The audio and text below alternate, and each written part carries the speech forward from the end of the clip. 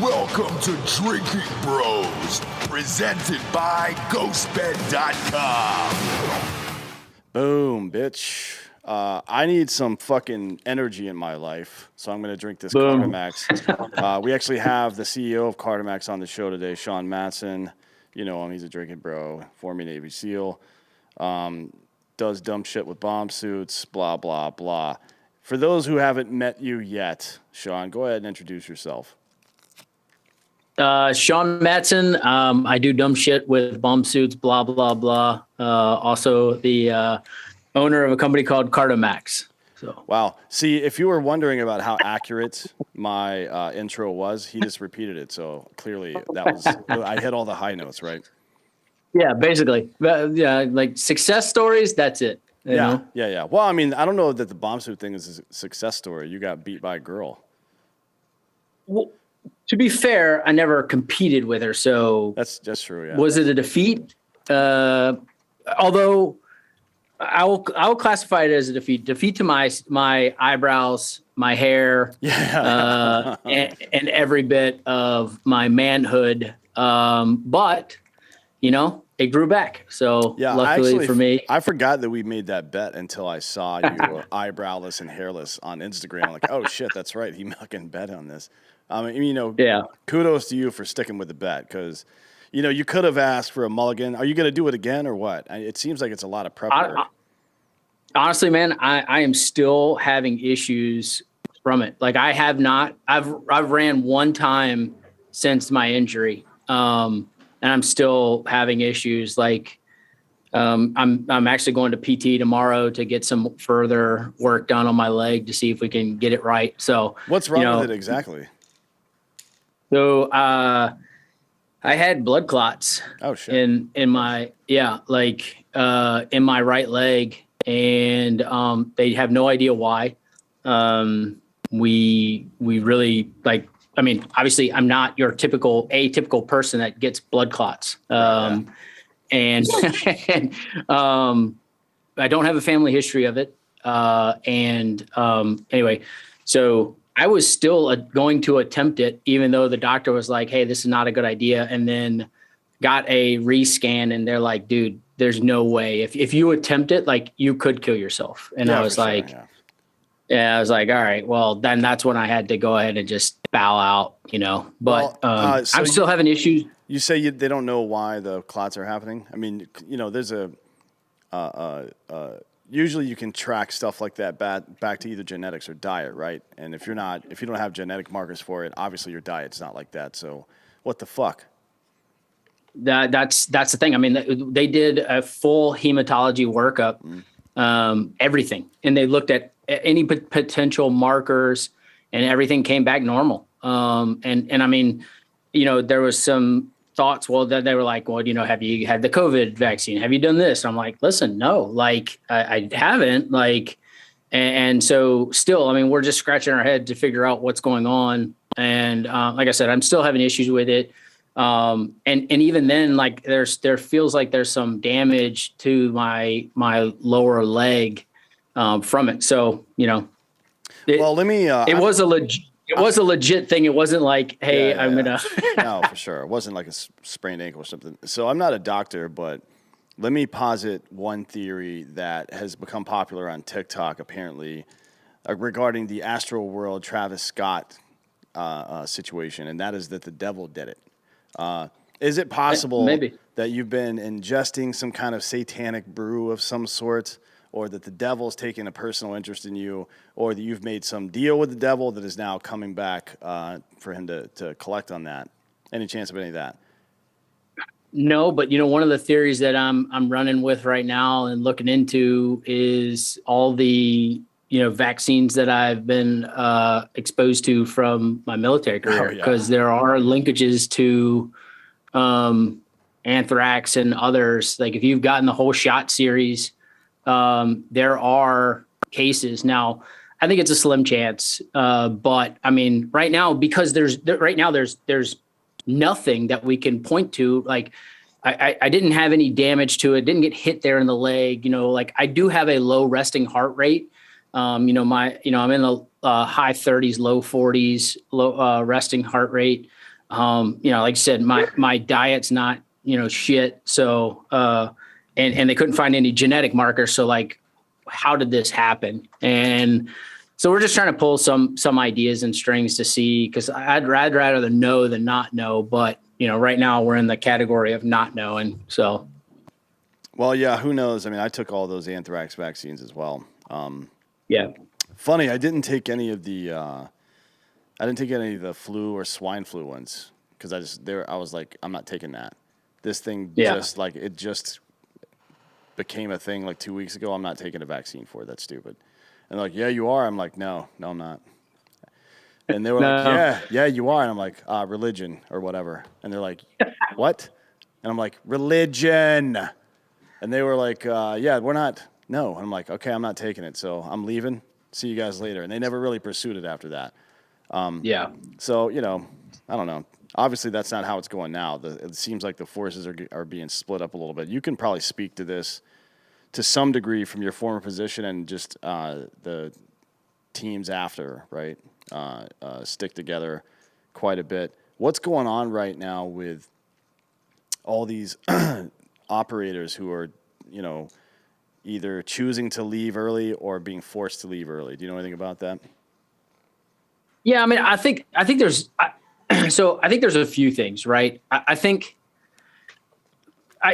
This is Sean Matson's theory, right? Mm-hmm. I think some of it is just the operational tempo, right? Let's all be honest that it right now they are all, from the highest tiers down to the lowest tiers, scraping to find work, right? So and nothing to like what we and what a lot of these guys that are our age saw 5-10 years ago, right? So I think a lot of them are just over it, and so they're finding any way possible to say I'm done, and they're going that route, right? Like that's Sean Matson's theory on it. I mean, whether or not that's legit or not, I think it makes sense. I mean, if I was still in, I'd probably be looking at something the same way, because I mean, going from doing operations when we first got in, when you were, deploying to a place and you were literally operating every single night, sometimes 2-3 operations in a night. Yeah, no shit. And then now it's like, you're lucky if you go on one and you're being asked to be in a shitty environment for 6 months away from your family, not able to play Call of Duty, you don't have really good, reliable internet and all these other things that are just,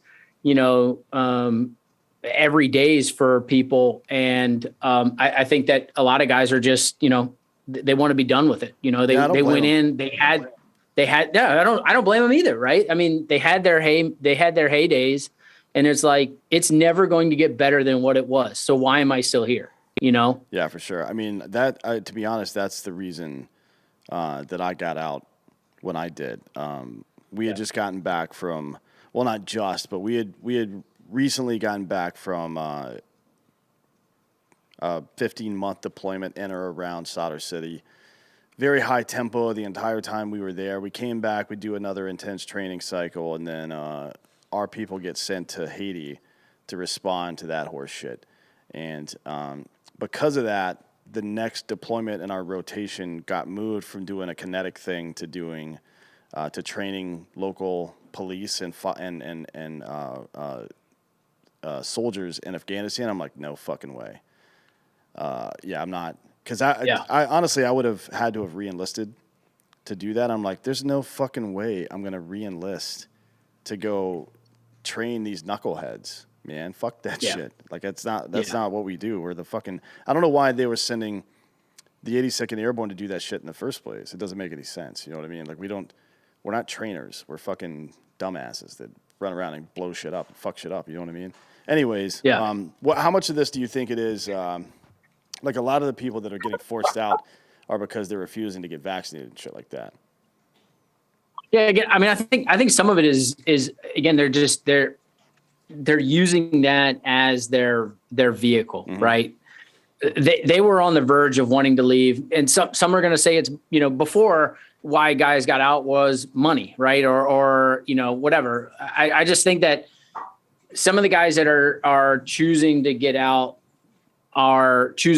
because they were already on the verge of wanting to get out, and now they're just like, this is the thing that just tips it over. Now there are some probably people that legitimately are getting out because they don't want to, right? So and I mean, fine, that's on them, I mean, ultimately, and each individual has to make their decision for that, and I respect them for that. I mean, you got to do what's in the best interest of you and your family, right. At the time. I will say, I mean, when you look at, I know for me, in the SEAL teams, I just assumed, and I think a lot of guys assume getting out of the SEAL teams, you're going to land a job day one making exactly what you made in the teams. And it's just like, I mean, now there are some guys that do, and there are some guys that even make more, right? But the majority of the people that get out, right, out of the SEAL teams, and I think any community, you have to eat some humble pie for a few years and realize, like, hey, you're not going to make, because you forget all the things that you got, right? Like healthcare for, $90 a month, or, your basic, housing allowance and all these things that add up, like deployment money. I mean, shit, you go to Africa and sit there and you're making $130 a day in some of these places. Right. So, guys could easily pull in six figures, in the military, and then they're expecting to do that when they get out, and, companies are weary sometimes of guys like that. So they might start off at 50 or 75K. Right. So, it's like some guys get a little butthurt about it, but I mean, hey, it takes time to prove yourself to them. And eventually you can surpass what you would make in the military, but it takes a minute to get there. Yeah, for sure. I mean, those skills that you develop are certainly marketable. There's no question about that, right? But it just depends on what the market wants at the time. There's no, I'll say this, we put on the uniform and fight for the good of the country, not so that the country can give back to us later. I mean, there is some expectation that the country will take care of the people that need it, but this is just, once you get out of the military, it's a new challenge, right? Like you're still for the, like, let me put it this way. Let's say you've got a skill that is now unmarketable in the new economy, and the American government deciding, because of nostalgia or some kind of sense of purpose back towards the veteran, takes a bunch of money and invests it into stuff that's going nowhere. How does that help the country exactly, right? Like if we've made it a point to put ourselves on the line to be part of a bigger solution for this country. I think that's something that's got to continue once you get out of the military, right? Yep. Yeah, no doubt. So there's a lot of stuff going on, right? I mean, we're in a creator economy now. It's easier than ever to start a business. It's not easy to find good employees. I'll say that. We have one. Hello. We have one good employee. Speak of the devil. we have, let's see, 1, 2, 3, 4, 5 employees in this room right now. One of them is good. I won't say whom. No, but it's difficult to find people to work right now. Dan, you can't say yourself as good like that. That's kind of really fucked up. I don't consider myself an employee because I don't do any actual work. There you go. Yeah. There you go. I'm like, if you took the E4 Mafia and put it into the business world, I've been doing that for years. It's kind of fucking blend in. You know what I mean? Yeah. Stand behind somebody, put my name on the bottom of research papers that I don't know, made some copies for him at some point. That's the critical thing for me, is to make it look like I'm busy. You're an officer. Yeah, I should have been, right? Everybody always asks me that, because I had a couple of degrees when I went into the Army. They were like, why didn't you go be an officer? I'm like, because unless I go to some tier 2 or tier 1 unit, I get to fight maybe once as a platoon leader, and then it's done for me. You know what I mean? So why the fuck would I go? Why would I enlist in the military to go do fucking paperwork? Unfortunately, I don't think a lot of officers knew that before they got in. But I did. I was an officer in the teams, and I will tell you, like, people have asked me, like, hey, if you could go back and go enlisted, would you? And my honest to God truth is no. And the only reason is because of some of the things that I got to do as an officer, I would have never been able to do as an enlisted guy, Right. or it would have taken me, 6-8 years to get to that. Right. Like I go to an outstation but I also understood, right, that yes, I was the officer, but I was there just to be the officer, right? Like my platoon chief was actually, and my team leader was actually fucking running what we were doing. But I was there because I had the, 02, 03 coverage, but again, it would have taken me as an enlisted guy, I'd had to have been a chief, right? 12, 14 years to get to that position, right? So because of those things, I say that I did enjoy, being a ground force commander and doing some of those things like that. Now, I also understood that basically when I got out, that was it, unless I went over to Dam Neck, right? Like, or did something else. So that was it for my, operational time, because like your 04 level troop size hits were no longer happening. Now, when I first got in, the 04s were going out with us because we were going on target with, 60 to 100 Americans. And sometimes, now, and then fast forward, to when I got into those positions, we were going out with like 5. Right. Yeah. So you don't need an 04 out there. Shit, you didn't need an 03, but you needed the 03 to be out there for the ground force and the clearance if we needed to drop anything or do. And yeah, that's kind of ridiculous, isn't it? Like that whole, it's kind of part of the military command infrastructure that certain levels of ordnance have to have a certain level of clearance from but what the fuck does a guy's rank have to do with any of that shit? I mean, obviously, if there's a difference between a private and a sergeant, but is there a difference between an E6 on a fucking SEAL team and an 03 or 04 on a SEAL team? Honestly, is there any difference between those two people? No. That shit drives me crazy. No, and right, like, and the other thing is like, I'm not a JTAC. I'm not a controller. That E6 is one, right? Yeah. So like when he says, "Hey, we need to do this," I'm like, "Okay, let's do it." You know, for sure. We were lucky to have. We were lucky in my in that long 15-month deployment to have for the first half of it, Jared as our JTAC, because he was a big enough asshole to tell these dudes to shut the fuck up. I mean, we had like E7 fisters that, well, go fucking do this. And Jared's like, no, you're going to get people killed. Get the fuck out of the way. Because I mean, look, their job is, even at the higher level, the fister job is to relay information to and from the person that is a subject matter expert on dropping ordnance, right? Jared was he was an E4, but he was giving orders to fucking everybody from E1 all the way up to, I don't know, 05, I guess, at that point. You know what I mean? And that's how it should be. Yeah. It's funny because, like, I mean, that's how I came into this whole, sphere of people, right, was through JT, right? I think a lot of people, the same thing, like, I think it was 2011 or 12, right when Matbach, our other company that does gear and technology and stuff like that, was just getting started. And he was down in Destin, Hurlburt, right around there with the Air Force, and reached out to us about our night vision goggle accessory, the Tarsier. And so we sent him some, and then, through the years kept staying in contact with each other. But yeah, it was like such a small world to think, like, one conversation with a guy, and here we are, 11 years later, and, still consider, friend. I mean, we don't text each other, every day and things like that. But I know if I needed to, I could pick up the phone and give him a call, and, he'd pick up. So, but, it's just funny how that works out with guys. Yeah. It's also funny how a lot of the early, now we're in an age now where any knucklehead can get their hands on pretty much any kind of cool guy gear. You know what I mean? Yeah. For their home rigs. And look, good for you and good for the people selling it too, I guess. But back in the day, it wasn't like that. A lot of these things were created in theater, right? As experiments, like welding shit together or ordering some weird piece of plastic off the internet and seeing if it'll fit on this thing so you can fit this other thing to it. I remember the first, one of the first 50 cal mounts for those new turrets. I think Jeff Kirkham who was with used to be with Black Rifle, fucking just made that shit. He bought one on the internet and then welded extra pieces to it around the cage or some shit like that in theater when he was there.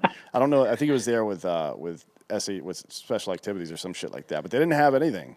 It was just like they were still using in Gulf War, and then even at the start of the invasion, they were still using a lot of fucking old Vietnam era bullshit flak jackets. Like, what the fuck is that gonna do? You know what I mean? It's interesting. I mean, that's where there's a lot of entrepreneurs came out of that, right? A lot of you guys started making gear and shit. Yeah, and what I think is interesting enough now, especially as things have drawn down, you've also seen unfortunately, a lot of those companies gone away, right? Because they put all their eggs into one thing, or they couldn't figure out how to innovate after they got out, right? And I know that's something that we pride ourselves in is, I mean, we're continually getting in front of guys that are still going out every single, they're still going downrange and, going into some of the most hostile areas that are available right now and bringing us back feedback on gear as we're getting it tested, in near real time. So, I think that's something that we really, I mean, we've got a retired Master Chief. He did 28 years. I think like 24 of them were over at Dam Neck, and retired CMC over there, and just solid guy. And, so he's head of business development for us over at Mapbach. And, but without him, I mean, we would be lost with some of these things like that, because I mean, it's so crazy. We'll go to even to like an international show, and we're there, and like Australia's, the Aussies are there, and they're like, "Hey, Jim, what's up, man?" It's like, "How the fuck do you know this guy?" And he's like, "Oh yeah, we worked together in 2004." And you're just like, "Fuck!" Well, like you know everybody, dude. Don't they do the games? They probably haven't done them the last couple of years, but they used to do the Tier 1 games all the time, where they all got together and exchanged info and shit. I'm sure most of those guys know each other at this point. Shit. Yeah, and like I said, I mean, I mean, when you do so many years like that, and you're eventually going to work with just about every other unit, around. So, but yeah, he's been a huge asset to our team. We hired him right when he retired as a Master Chief, or out of the teams, and he's been with us since. So, well, what are you working on now? I've been looking over yours on Matt Bach at some of the new gear and stuff. I mean, there's a big rush on plate carriers, armor, pouches. Those are always an issue, but the plate carriers and armor, especially over the last couple of years, have been really hard to get a hold of. How you guys had any supply chain disruptions with that?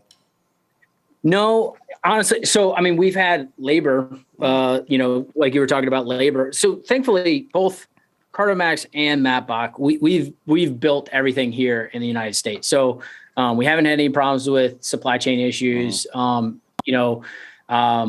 Labor has definitely been on the Cardomax side. It's just been demand. Every time we turn around, we're out of something. I mean, we're out of both immune boosters right now.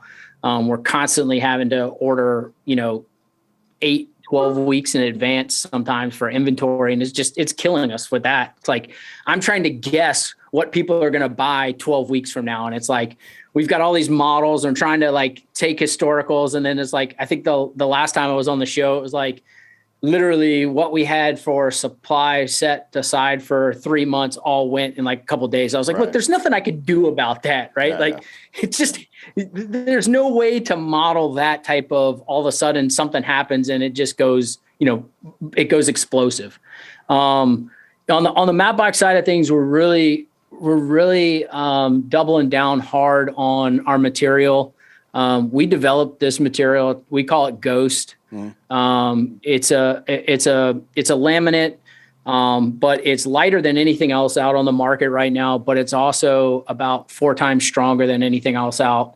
To give you an example, if you take a plate carrier A from a company and ours, we're going to be about half the weight. And now we're talking, you talked earlier about flight jackets that would weigh, 10, 15 pounds, and those were without plates, right? Yeah. Now we're talking, we're in the, usually The big guys are somewhere in the 2 to 3 pound range. And like I said, we're under a pound right now with our plate carrier, with just material. But the cool thing about the material is it actually wants to transfer heat faster than anything else out on the market too. So one of the properties that when we were looking at, actually Zach is my business partner, he's the brain behind this, was signature reduction, right? Knowing how much people look at thermal and things like that.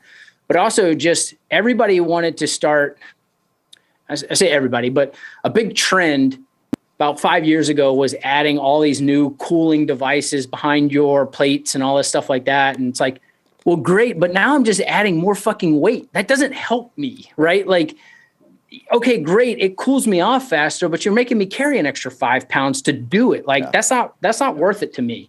So when Zach was looking at this material, that was one of his things, was like, it has to be able to give rid of my heat fast. So as you look at it, we laser etched everything. And so when your body's against it, it actually draws off. It's like a radiator. It's actually pushing that heat off of your body. Yeah. How do you deal with the two-way effect of that though? Because if energy can pass one way, it can pass both ways, right? I mean, I guess on the come in, it's going through your fabric at that point, right? Yeah, I mean, so you're right. So the thing is really most people when you're operating, you're always trying to get rid of heat because I mean you've got all this weight on you, you've got all this other things on you, and so in a colder environment, right? You put on another layer to protect you on stuff, but the fabric itself, the material, the ghost material, is waterproof, and so it's not going to absorb that sweat into the fabric. So your chest is still going to be sweaty. You're still going to be sweaty if you're out in the heat. But the cool thing, the nice thing is because it's pushed up against here, it's drawing that heat off of your body and trying to help you cool quicker. Now, well, I mean it's 100. That's doubly good then from a physics standpoint because the liquid that your body secretes is meant to keep you cool, right? So if the liquid's still there and you're offloading the ambient heat like that, then you're probably going to be 15-20% cooler just from that. Yeah. That's now, a good design. Now, did you do that on purpose, or did you just figure that out after you were making this fucking product? Well, so that was something that as Zach was working with the weavers on, they were talking about these properties, and it was. I don't think it was like hey, this has to have this, but it was like this would be cool if it did this, right? Yeah, for sure. And as it kind of developed, it did, and we actually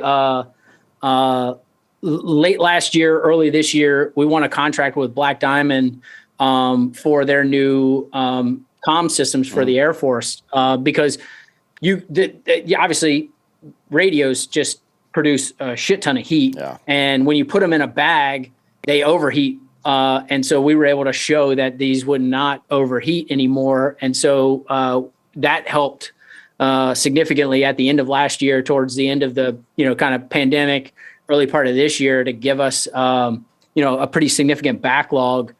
So we didn't have to worry about, letting off anybody or worrying about any. In fact, we've done the complete opposite. We've been running overtime a lot of times and to keep products shipping out the door. Yeah, that's pretty interesting, actually. I wouldn't have thought about it for use with mechanics necessarily, but that makes a lot of sense, especially around a battery specifically. I mean, the rest of the radio generates some amount of heat, but the battery, the point where it connects to the battery is your real fucking problem. And to be honest, up until the Harris, what was it, 152, I think. Even the emitter leaked energy like a motherfucker. There wasn't ever any really good seal around the battery area until I think that green 152 battery came out. So now, if you could lessen that even, I mean, so you're talking about reducing signature and austere environments too, which is a big deal these days because we're not fighting Afghans anymore. We're fighting Afghans backed by Russians or Chinese people, right? We're not fighting warlords in Africa anymore that don't have tech. Or we're not fighting, just random knuckleheads in Iraq. We're fighting these people backed by Iran or some other fucking countries, and they do have the technology, right? So we have to learn how to fucking defeat that shit. Yeah, no doubt. And that's like, again, when you look at that signature reduction piece of it, we just this was 5 years ago, we started developing it. One of the things that we're heavily looking at is obviously all the new, talking about policy standpoint stuff. There's a lot of discussion within some of these Green New Deals and other things like that. Some things that, there could be some large U.S. companies that are no longer able to produce because the way they process fabrics or they process materials will go against some of the policies that are part of this Green New Deal. And right. what's going to happen then is your military for these products, because these companies are, hundreds of millions of dollars a year companies that are making some of the standard issue gear for guys. What's going to happen now? That product is going to be 6 times more expensive, right? So just think of like a jacket that used to cost you $100 is now going to cost you $600 or $700 because they have to pay these fees, and because they're emitting too much pollution because of the process of how they do it. Yeah, by the way, right? just for the audience, once again, I say this anytime this comes up, about 83% of all the carbon pollution that's created is created by fucking freight ships on the ocean delivering shit, not by any specific product. Just so everybody's aware of that. This whole thing is absolute fucking nonsense. As a matter of fact, there's like fucking a bunch. I saw the breakdown this morning of the infrastructure bill and what's in it. There's like there's $1 billion for electric bicycles. I'm not even kidding. $1 billion for electric bicycles. Hey, where do you think the electricity from that comes from? It's not the fucking sun, I'll tell you that. It's not solar. It's not any renewable energy source. They're not getting that from any renewable energy source. God damn it, it's coming from the same fossil fuels that everything else is. You fucking dummies.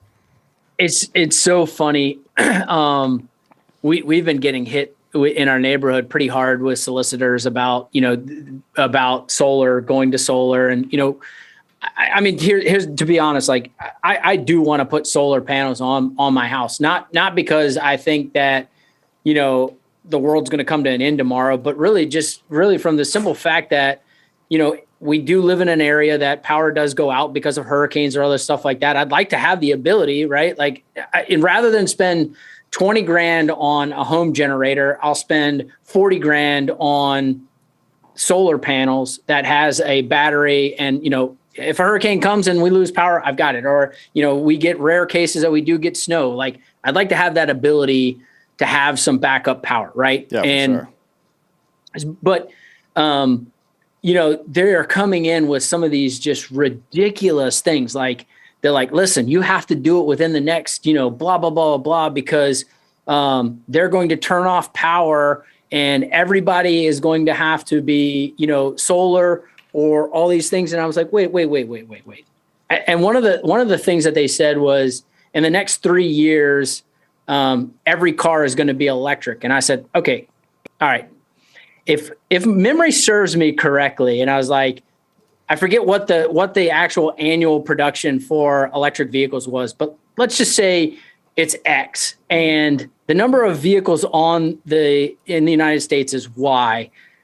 I was like, if memory serves me correctly, it's like 500 years before that delta comes back to, and I was like, it's 286.9 million registered vehicles in the United States as of 2020, and currently 1.3 million of them are electric. Yeah. So we're about but 0. whatever percent of the way there, 0.7%. But they were and I think I forget I think it's like right now, if you combine every automotive manufacturer and their current capacity for electric vehicles and take that number and divide it by the 230 something, it's like it's going to take 500 years for us to get there, or something like that. Right. So as of 2020, they can make 6.8 million electric vehicles per year. Although that seems to go up by about 1.7 to 2 million per year. I'd have to do some math on that, but it would take fucking decades to get there for sure. Yeah. All right. So and like I was like, guys, like it's not going to happen in 3 years. It's just physically impossible for every vehicle right now to convert over to electric. Like there's just no way. And they were like, no, it's going to be policy. And I'm like, listen, go throw this bullshit at someone else, but I'm not buying it. Like, it's like, and like, solar's good too, because there's this big giant ball of nuclear fusion happening 93 million or so miles away from here. And it's going to be there for the next 4.5 or so billion years. So we should probably get some free shit out of it if we can. I mean, I don't want to mooch off the solar system or anything, but what the fuck's it doing up there if not, to provide us with energy? That's the whole point. Yeah. But yeah, that whole thing where people are trying to sell through fear, like, fuck you, dude. I don't give a shit if they do make that policy. I'll burn my own house down. I'm fucking crazy. I don't care. Sons of bitches. Like, dude, I mean, again, I love the last week with Elon on that checkmate move. It's like, okay, so you're telling me, $6 billion right now, if I sell 2% of my stock, will cure world hunger. Bet I'll do it. You just have to put everything here. And they're like, well, actually, that's not true. It's like, come on, man. It's not even close. And he knows that as well as anybody else. I think something like $2.5 trillion is spent every single year on fucking hunger, right? Yeah, I think they actually came back and someone pulled it. They said, I think the UN actually got like 10 billion last year. And they were like, well, why didn't that cure world hunger? Well, we had to pay a couple of guys, shit. Yeah. But then I think also Elon did put up there that, he's willing to sell 10% if it would go to good things. I think, part of it is a move so he doesn't get hit with some of these, potential long or unrealized gains. Yeah, and stuff like we that. really need to have a conversation about that. I mean, we need to get that Stonks guy back on to talk. Remember that guy that we made say Stonks the whole time? I don't remember his name, but he's the older guy. Yeah. He's like a super smart investor guy. We need to have a serious conversation about paying taxes on unrealized gains and how fucking stupid that is. Like, just for the audience who doesn't understand this shit, I buy $100 worth of fucking Facebook stock when it IPO'd, and now it's worth fucking $20 million or whatever the case is. In this plan, I would have to pay the taxes on a capital gains tax on the amount that my stock is now worth, even though I haven't sold the stock yet. That's fucking stupid. You're going to force people to sell their stock. And it's the same thing that's happened over the last year and a half with shutdowns and corporatism, generally speaking, shutting down small businesses so that these big-ass giant corporations can continue to gobble everything up. That's exactly what taxing on capital gains like that will do. You think Elon Musk gives a fuck? He'll pay that right now, dude. If you forced him to and said, hey, then you're done taxes-wise after that, he's like, okay, cool, here's a fucking check. But you and me and everybody else that have investments in IRAs and fucking and mutual funds for our retirement, shit like that, you're all fucked if that happens. But you know what I like even better, right? If you're gonna do that, what does that also mean, right? So if the investment loses money, then you better give me credit for that loss. Exactly, right. Right. Yeah. You don't get to gamble. So just as things stand right now, if I buy 1,000 shares of something and it's costing me $10,000 and the company goes out of business, I'm out $10,000. I don't get a check from the government for that, unless I'm a bank. Yeah. If you're a bank, then you get bailed out. But me, no. Yeah. We're not getting. Dude, or an illegal immigrant, and then you get $450,000. Yeah, man, he backed up on that one quick, didn't he? Shit. That's. I love. Something I sent this to a couple of buddies. I was like, so his new thing is now is like, blaming Trump about it and saying, hey, we have to right a wrong and all this stuff like that. And these parents that have been ripped away. My question is so does that mean for all the people that he put away in his 1994 crime bill and they were ripped away from their kids, like why haven't we paid them? Yeah, I don't understand. I mean, the thing that he was shouting into the fucking microphone was, they're gone. They're gone. It's not like we fucking threw the kids into a wood chipper, motherfucker. What are you talking about? They still exist. They have. Did we? If they're not, yeah, right. If they're not back with their parents now, it's because their parents haven't come back to pick them up because they're afraid of being deported because they're actively committing a crime right now. That's why. You think they're due some money? Fuck that motherfucker. Yeah. Or their parents like legitimately gave them up, right? Like, yeah. You know. So I was like, that's the other side of that whole situation. We've got some questions from the audience. First one, how have you found? Well, let me start with this one actually. If you had to attribute your business success to one thing, what would it be? Treat people the way they want to be treated. I mean, it's pretty simple, right? Like when you look at and we treat, you know, when I'm saying that, I'm thinking customers, I'm thinking my employees, everybody, right? Like we're all human beings. And I mean, I know we talk about a lot here on the show, right? Like, you know, about people, accepting people, things like that. But ultimately, if you treat people the way they want to be treated and do your decision making with that in mind, you'll never go wrong. Good answer. Next one. I'll be here for the next hour or so. How have you? What do you do to keep your fucking work life balance? I think a lot of people. This is going to be a big issue. I mean, it's become a big issue over the last 15 or 20 years now because people have figured out. I mean, look, this is just math. If you work 10 more hours per week, if you go from 40 to 50 hours a week, you make about, I think, 40% more in salary each year. That's how that math works out. So more effort equals more money. That there's no question about that. But work-life balance now in the creator economy, where we're going to be working from home a lot, or making our own shit, or selling our own shit, or whatever it is. Now there's more power in our hands, and if you're a fucking overachiever like us, if you're a fucking A-type, you tend to fucking sometimes push people out of the way and drive through, or just keep working yourself to the fucking bone all the time. And I think a lot of people are going to run into that fucking problem here in the next couple of years. So what have you done to kind of maintain that balance?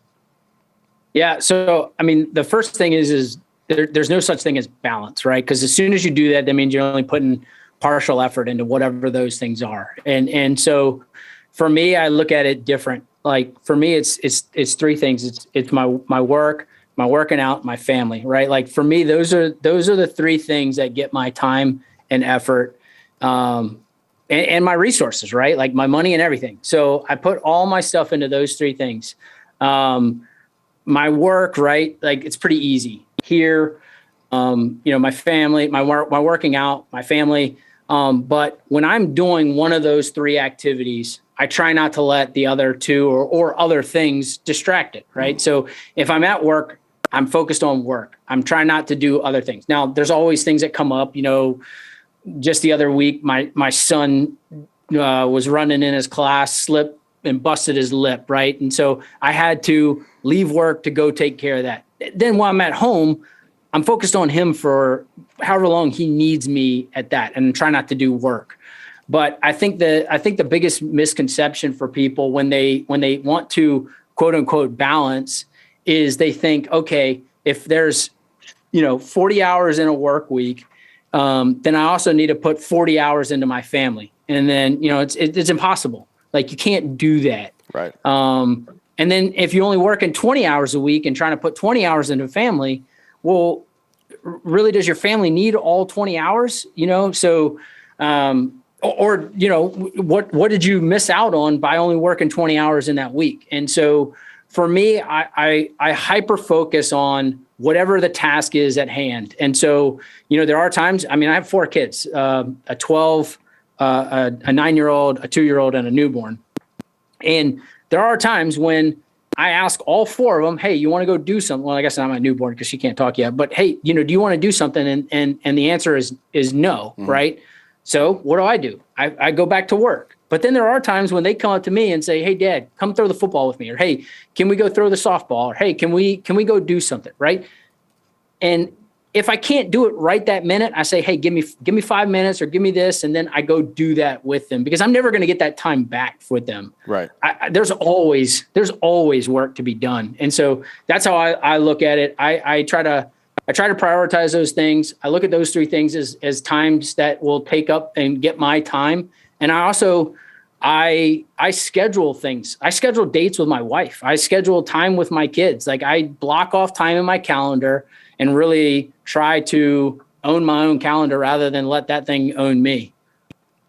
Good answer. Good answer. Quality over quantity, right? I mean, Yeah. certainly. But there's one of the things I say all the time is, speaking of time, is that's the one resource you're not getting back. I mean, we waste so much of it doing stupid shit, and throw it out. I mean, it's mind-boggling to think of all the times I've been bored and could have done something. But I do think there's some. I challenge people. A lot of people have said only boring people are bored. That's probably fucking the dumbest thing I've ever heard. But I think maybe your brain needs that boredom. You know what I mean? Like yawning is a sign of being overtired, lack of oxygen to the brain, but so is staring off into the distance, right? Like if you're just staring at a wall blankly, that means your brain needs a rest. You just needed to fucking zone out, let your prefrontal cortex shut down for a bit and relax. And I think maybe we need boredom sometimes. And people should fucking, instead of like, hey, I've got to go jump out of a plane today, like, dude, relax, man. Maybe just fucking be okay existing. Because, you know, I mean, all these things we do to fill our time seem to be, you know, ranked in some kind of weird hierarchy where we think maybe this is good and this is bad, like playing video games. The average age of a video gamer in America is now 39 and a half years old, by the way. And I think it's something that's crazy. Yeah, it is weird, but it's something that as I've gotten older, I'll get a game and like fucking go play for a while. And all right, cool, I'm going to go do something else now. But kids these days, my girl's kid, he is just electronics. That's it, man. That's all they fucking care about anymore. And I'm not sure what, if anything, to do about that. Because, you know, people said the same shit about us when we were kids growing up in the internet age. Oh, you're always on the internet and shit. And maybe they were right to some degree, but you know, things change, right? So I always wonder how much from somebody, you got like 30 kids over there. By the way, you don't know for sure your newborn can't talk. It may be talking shit behind your back the whole time. You know, I just can't understand it yet, but she probably is. Yeah, she's talking all kinds of shit. No, it's you know, when you say that though, like the 2-year-old and her will sit there and they're clearly having a conversation, and we have no idea what they're saying, but they're clearly having one. Well, so aliens. Isn't like 85% of communication nonverbal, so it's probably not real language or anything.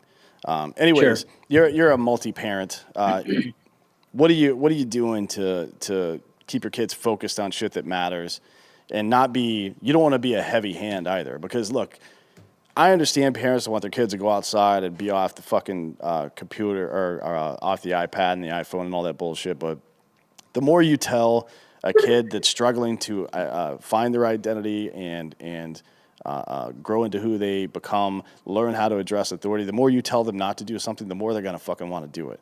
I'm not saying try to trick your kids with reverse psychology, but there is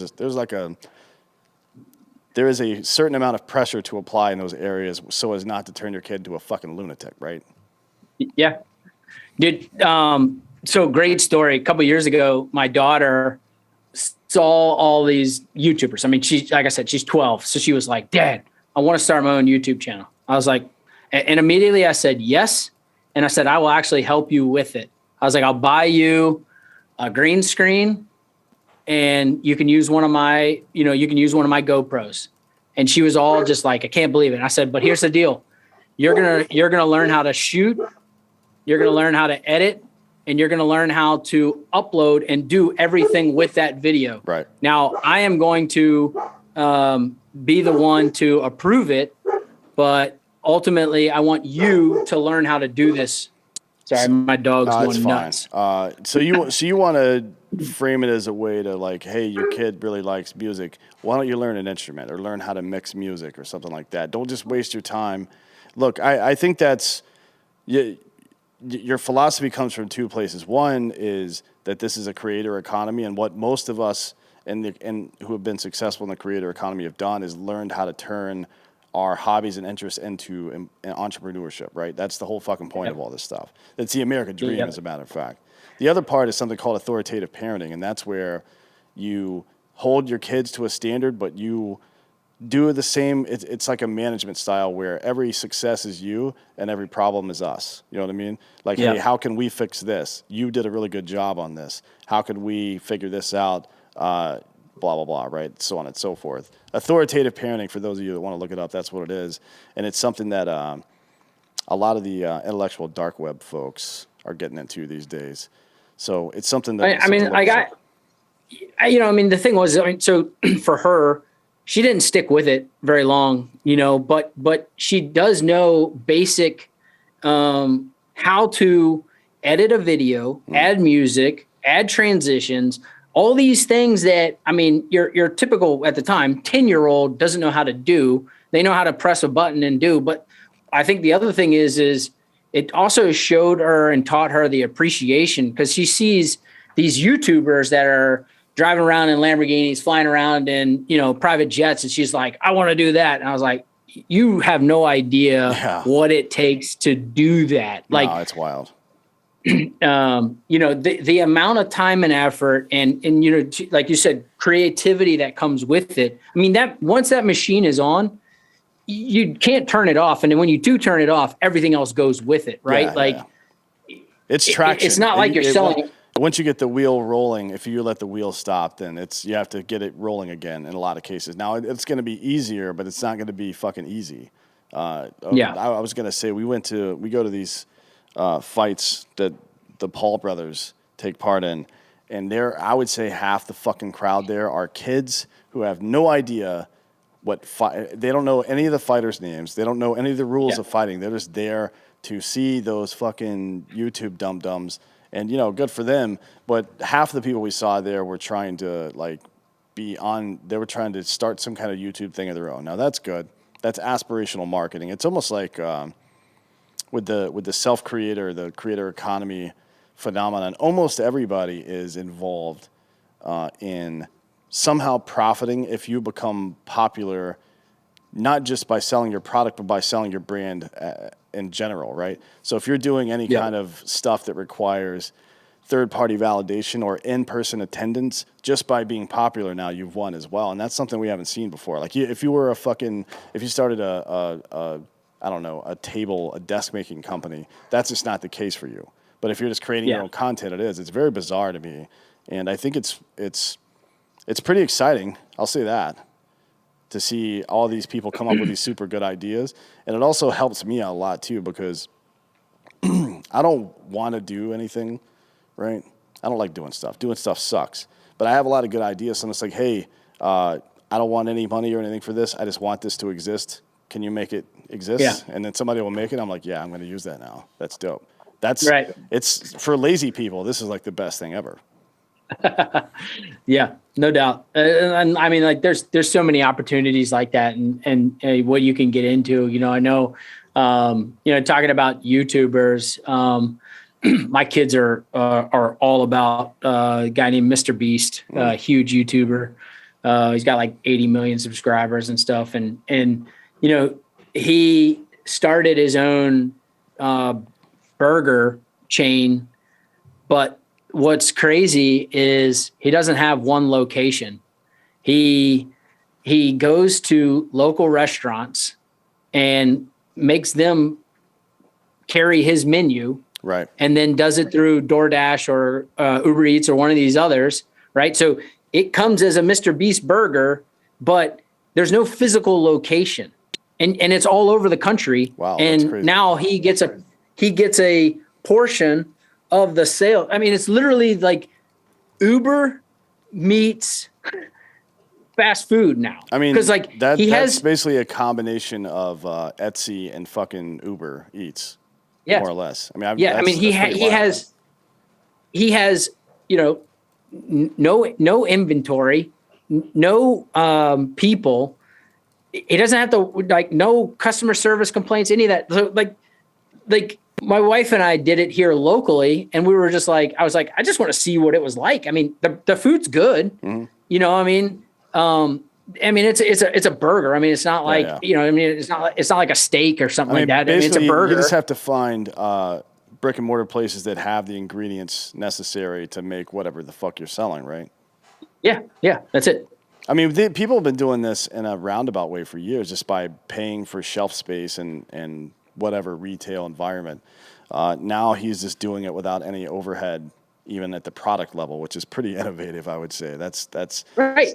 But I mean, here's the thing, like, and I don't know this for a fact, but my assumption is he didn't come up with that idea himself, right? And maybe he did, but my assumption is someone said, "Hey, man, you need to do this," or "Hey, you should do this," right? And he was like, "Yeah, that makes sense," right? Like, I could be the largest fast food chain in America overnight without without owning a single piece of property. Yeah, that's pretty. Right. That's certainly pretty impressive. Before we get out of here, since you're in Virginia, I've got to ask you about the political environment there. And one of our viewers asked what you think vets can do to improve and make the country better. But let's talk about the political environment first, then we'll get to that.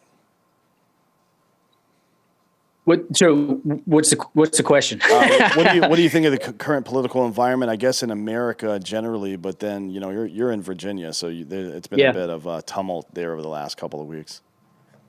Yeah, I mean, so I think generally when you look at across America as a whole, I think what we see is really interesting right now because ultimately, like, I mean, most of the exit polls that we're seeing for, like, they were saying, like, the typically a hot topic, education, always has skewed towards Democrats. Right.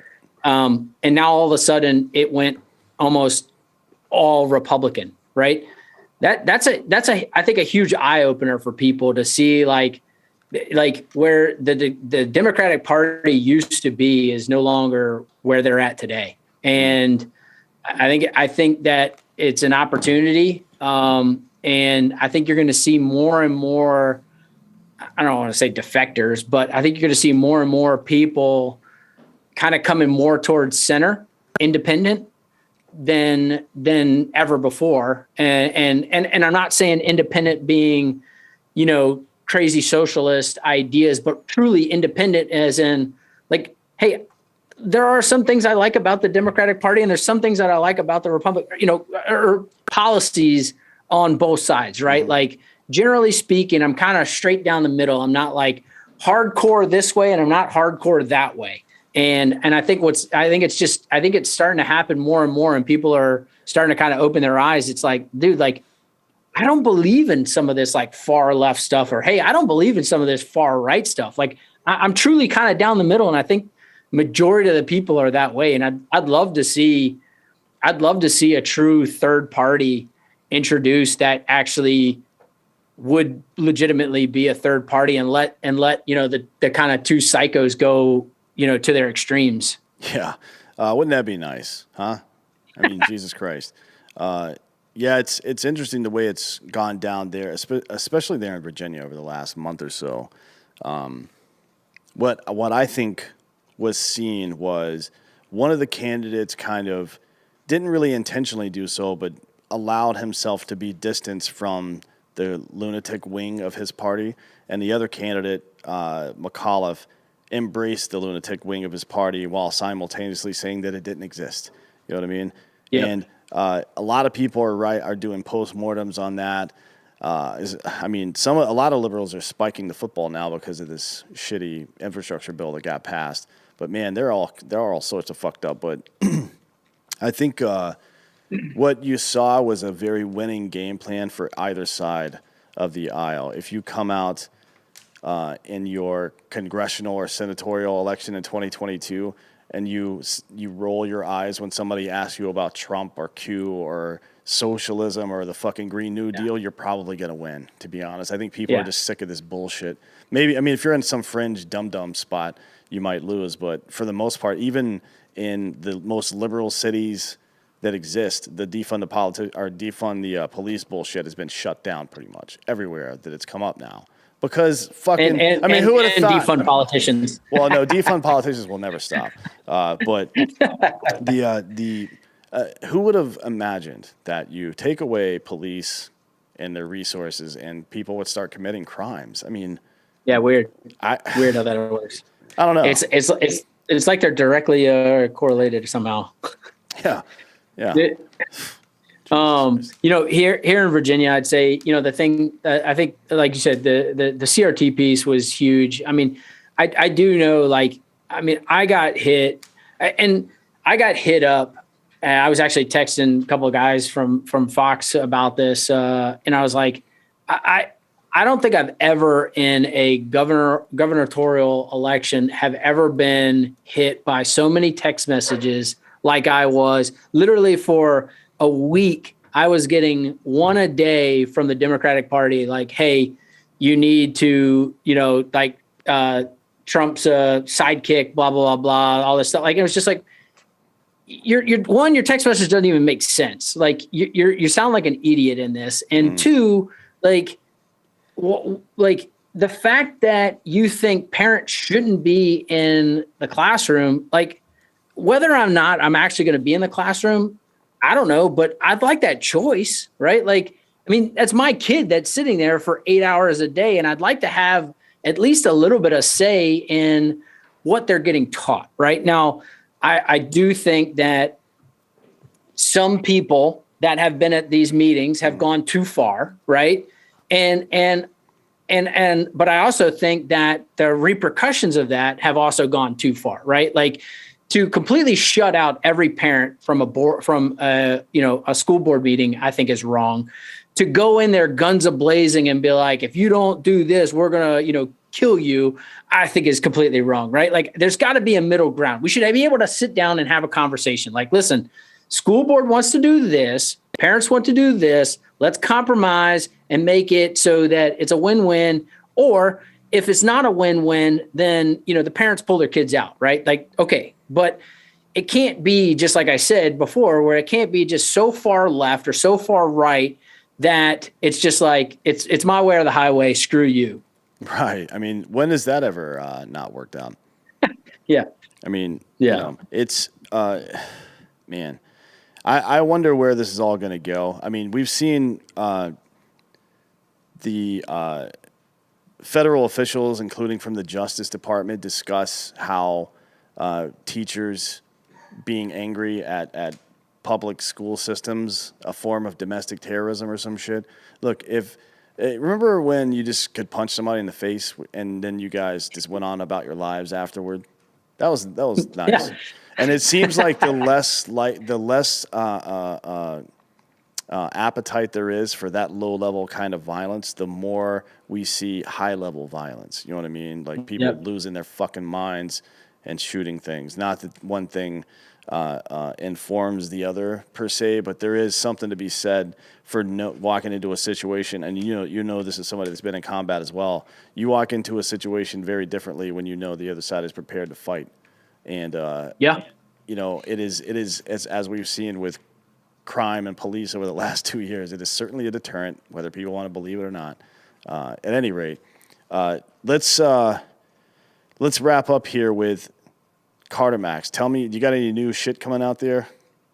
Yes, so we do. We actually, we've got 2 new energy flavors going to be coming out Black Friday. Well, hopefully. We're working through production right now, trying to get those launched. But also this week, in honor of Veterans Day coming up on the 11th. So from today until Friday, we're actually donating $5 from every order to the Black Rifle Coffee Fund. And so our goal is to donate $10,000. So we set a pretty hefty goal. We're trying to get there. We want to be able to give, Evan and those guys this $10K check. So, and ultimately, get it to other veteran small businesses.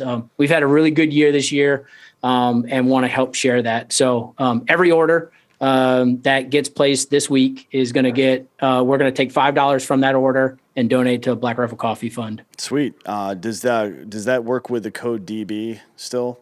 It sure does. It sure does. It doesn't matter if you get, the discount still works.